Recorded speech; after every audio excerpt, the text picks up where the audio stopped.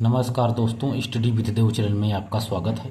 दोस्तों, पिछली वीडियो में हमने गंगा एवं यमुना का जो प्रवाह तंत्र है इस पर चर्चा किया था। आज हम देखते हैं सिंधु नदी। सिंधु नदी का उद्गम क्षेत्र तथा उनकी सहायक नदियों पर चर्चा करते हैं दोस्तों। तो ये भारत का ऊपरी हिस्सा है जो ये पूरा लद्दाख का क्षेत्र है। ये जम्मू कश्मीर है, हिमाचल प्रदेश, राजस्थान, ये सब पूरा इधर दिल्ली वगैरह यहीं सब स्थित, हरियाणा, पंजाब, राजस्थान, यही सब पूरा क्षेत्र है। तो चीन में तिब्बत के चीन में यहाँ एक कैलाश पर्वत है। यही कैलाश पर्वत के दक्षिण पश्चिम में एक ग्लेशियर है जिसे कहते हैं चेमा यंगदुम ग्लेशियर, जिसे बोखर चू भी कहते हैं।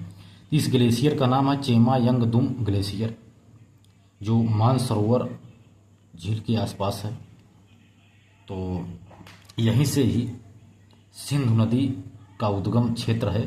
तो सिंधु नदी यहाँ दमचौक से या लद्दाख में प्रवेश करती है, यानी भारत में प्रवेश करती है। सिंधु नदी दमचौक नामक स्थान से प्रवेश करती है और यह लेह के मतलब लेह के पश्चिम में यानी दक्षिण से ही यह एक श्रेणी पड़ती है, लद्दाख श्रेणी। इसको काटते हुए लद्दाख श्रेणी के पास से ही इसके बाद, क्योंकि जास्कर श्रेणी के उधर है, जास्कर श्रेणी के उत्तर में है लद्दाख श्रेणी को काट करके ऐसे इधर से आकर के यहाँ जो पीओके क्षेत्र है, पाक अधिकृत कश्मीर, यहाँ एक जो सिंधु नदी यहाँ एक भुंजी नामक गार्ज का ही निर्माण करती है। तो भुंजी नामक गार्ज लमसम 200 मीटर गहरा है, लगभग 200 मीटर गहरा है। तो यहीं से यह निर्माण करके यहाँ से आगे बढ़ता है और यह चिल्लाम नामक स्थान है, यहीं से यह बाहर निकलती है। पाक अधिकृत कश्मीर से यह बाहर निकलती है और यह पाकिस्तान में प्रवेश करती है और पाकिस्तान से आगे बढ़ते हुए मीठन कोट तक पहुंचती है। मीठन कोट के स्थान पर जहां एक पंचनद का निर्माण होता है, जिसमें 4-5 नदियां आकर के इसमें मिलती हैं। तो मिल करके आगे जा करके अरब सागर में सिंधु नदी गिर जाती है। तो जो और भी देख लेते हैं सिंधु नदी के आसपास जो नदियां हो क्या हैं। तो यहाँ एक पड़ता है प्योंग तनु झील, एक प्योंग तनु झील भी है, ये लेह क्षेत्र है। और एक श्योक नदी है, श्योक नदी। तो जो श्योक नदी है यह रमो ग्लेशियर जो सियाचिन के पूर्व में है, इस रमो ग्लेशियर से एक श्योक नदी निकलती है और यह लद्दाख श्रेणी के पास सिंधु नदी में मिल जाती है दाहिने तरफ से। एक काराकोरम श्रेणी है, ये सियाचिन ग्लेशियर है। इसके पास एक नदी और मिलती है आकर के दाहिने से, गिलगिट नदी, यहाँ गिलगिट नदी मिलती है और भुंजी गार्ज है ये। इसके बाद देखते हैं यहाँ जो क्षेत्र है ये क्षेत्र है वेरीनाग झील, जिसे शेषनाग झील कहते हैं। यहाँ से एक नदी निकलती है, झेलम नदी। तो यह झेलम नदी निकलती है और यह निकलती है झेलम नदी, यहाँ पहुँचती है। तो इसमें एक मुख्य नदी है चिनाब नदी, जो चिनाब नदी है। तो ये 2 ग्लेशियर हैं, एक है भागा नदी और एक है चंद्रा नदी। तो चंद्रा, इन दोनों के भाग से ही चिनाब नदी का निर्माण होता है। तो यहाँ चिनाब नदी ये मुख्य नदी है जो यहाँ आकर के मिलती है सिंधु नदी से, ये चिनाब नदी है। तो चिनाब नदी जो चंद्रा भागा नदी इसको कहते हैं, दोनों अलग अलग नदी हैं, चंद्रा और भागा, इन दोनों के मेल से ही चिनाब नदी का निर्माण हुआ है। तो चंद्रा है 2 भागों में बट जाती है। तो इधर एक भाग चली जाती है जिससे रावी नाम दिया, क्योंकि इसमें रावी नदी मिलती है। तो रावी नदी यहाँ आकर के यहाँ चिनाब नदी में यहाँ पर मिल जाती है। तो जो झेलम नदी है शेषनाग झील से निकलती है वेरीनाग से, ये भी आकर के यह चिनाब नदी में मिल जाती है। इसके बाद यह है ब्यास नदी है और यह ब्यास नदी यहाँ से ब्यास नदी निकलती है और यह सतलज नदी यहाँ से निकलती है। एक राकसताल झील है, राकसताल झील से सतलज नदी निकलती है और यह हिमाचल प्रदेश से प्रवेश करती है। तो इस हिमाचल प्रदेश सतलज नदी में ब्यास नदी आकर के मिल जाती है और यह ब्यास नदी सतलज नदी में मिल जाती है। यह सतलज नदी धीरे यहाँ आकर के ये भी चिनाब में मिल जाती है। यानी चिनाब नदी में झेलम, उसके बाद रावी, ब्यास, सतलज चारों नदियाँ आकर के इसमें मिलती हैं। तो यहाँ जब सब मिल करके एक पंच नदी के रूप में आकर के यहाँ मीठनकोट में सिंधु नदी से ये मिल जाती हैं और ये इसके बाद इस सिंधु नदी के माध्यम से अरब सागर में यह प्रवेश कर जाती हैं दोस्तों। तो हमने देखा इसमें दाहिने तरफ से कौन कौन सी नदियाँ, गिलगित नदी, भुंजीगार का निर्माण होता है, श्योक नदी, उसके बाद यह दमचौक से प्रवेश करता है भारत में। इसके बाद चंद्रभागा को मिलाकर चिनाब नदी बनी, झेलम नदी भी चिनाब में प्रवेश करती आगे मिल जाती है, रावी नदी मिलती है, ब्यास नदी सतलज में मिल जाती है, सतलज राकसताल से निकल करके सिंधु नदी में मिल जाती है। इस प्रकार से इसका अपवाद क्षेत्र है जो अरब सागर में गिर जाता है। तो नदियों को देखते हैं कौन कौन सी नदियाँ हैं, जिससे एक स्ट्रक्चर और बनाएंगे शॉर्टकट में जिससे आसानी हो जाए पढ़ने में। तो तिब्बत से यह निकलती है, चेमा चुंग युंग ग्लेशियर से यह सिंधु नदी यह निकलती है और यह अरब सागर में गिर जाती है। इसके दाहिनी तरफ से हमने बताया काफ़ी नदियाँ मिलती हैं, जैसे श्योक नदी जिसे यह गलयान घाटी से निकलती है, श्योक नदी आकर के इसमें मिलती है दाहिने तरफ से। इसके बाद गिलगित नदी मिलती है और एक काबुल नदी मिलती है। उसके बाद कुर्रम नदी मिलती है और एक गोमल नदी मिलती है। तो दाहिने तरफ से मिलने वाली नदियाँ कौन कौन सी हैं? श्योक, गिलगित, काबुल, कुर्रम और गोमल, 5 नदियाँ मुख्य रूप से हैं जो इनसे मिलती हैं। इसके बाद बाएं तरफ से एक जास्कर नदी मिलती है, जास्कर श्रेणी से निकल गई जास्कर। श्योक तो इधर से मिलती है लेकिन एक जास्कर नदी मिलती है यहाँ जाकर के सिंधु में, इधर से यहाँ हमने बताया है। तो एक जास्कर नदी मिलती है।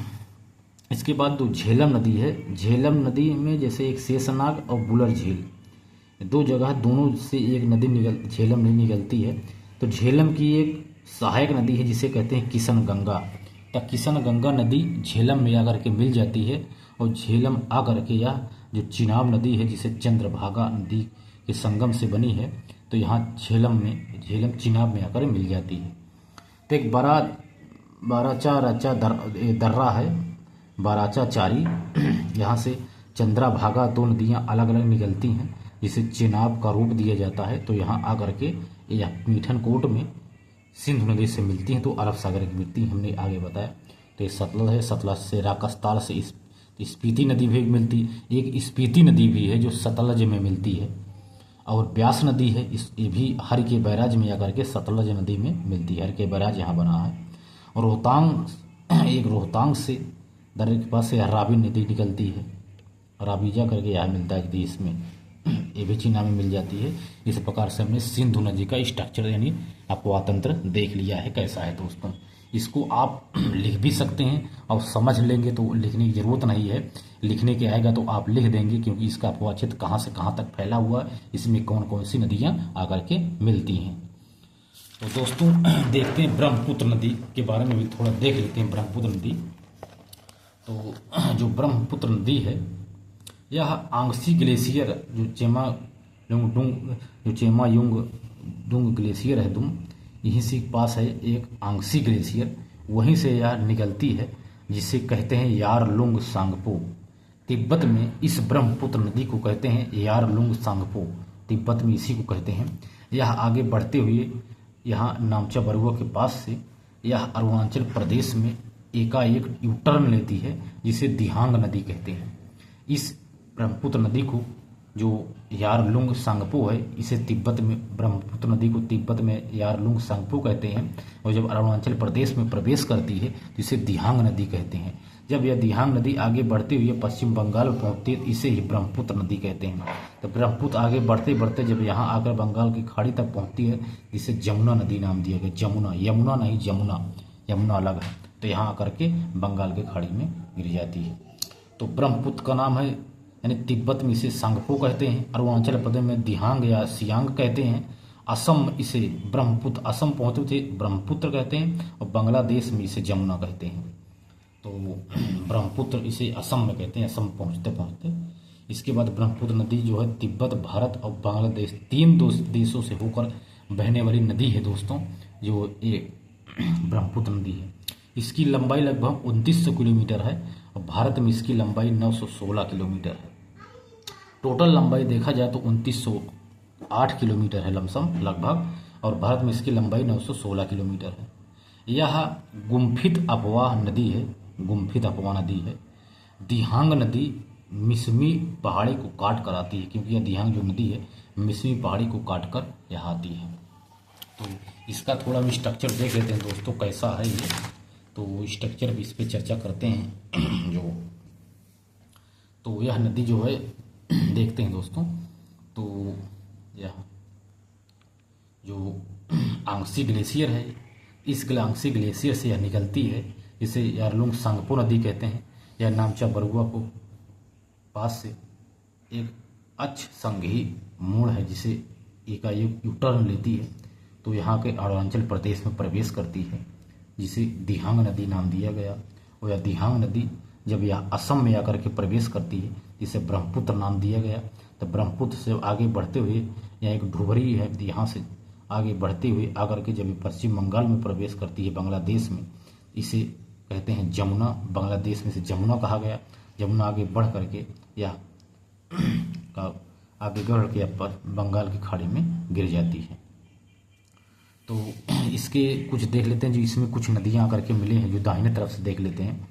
तो एक जो लखीमपुर क्षेत्र है, लखीमपुर क्षेत्र में बाएं तरफ से मांजुली द्वीप है। तो मांजुली द्वीप के पास से यह बहती है। लखीमपुर खीरी में एक है, पास ही है एक मांजुली द्वीप, वहाँ से इसका प्रवेश वहीं उसी के पास से यह गुजरती है।